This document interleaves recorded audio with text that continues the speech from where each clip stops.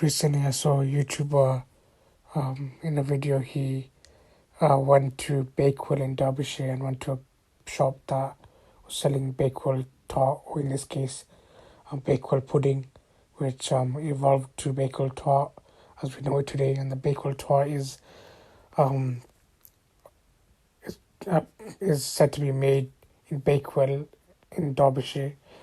And as we know later on in the story, Bakewell pudding evolved to be Bakewell tart as we know it today. And they're popular in the UK, and you see them in it's almost like a classic. You see it in like um, a shop or a place that sells classic English food or desserts, and you get them packaged as well in supermarkets and other places. And Mr. Kipling is a known brand that sells them. It's basically like a rectangle of short crust pastry, and then it's like filled with jam and then frangipan, and then sometimes it has um almonds on top, and then you'd have a glacier cherry on top as well sometimes. Um, and it's said to be made in that is made in Bakewell. There's no concrete evidence, but it goes that there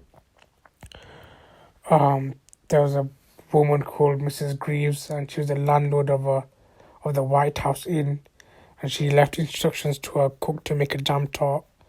But instead of stirring the almond paste and eggs into the pastry as instructed, the cook spread the mixture on top of the tart.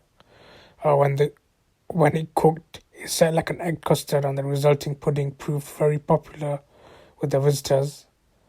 The exact date isn't known, but some people said 1820, but that can't be because that particular inn was demolished in 1805. Another date suggests 1860, but this isn't true because the recipe appears in an 1845 cookbook.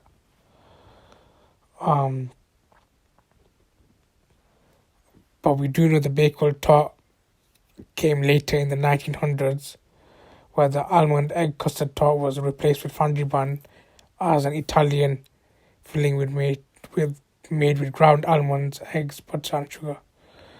They're often topped with almonds and a light dusting of confectionery sugar.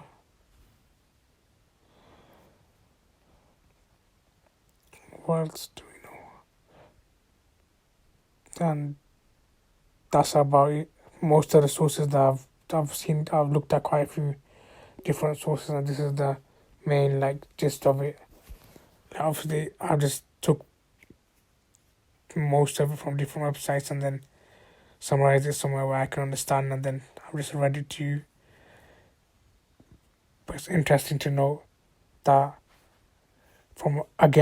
if you note in the history series behind food, a lot of the time it's an accident.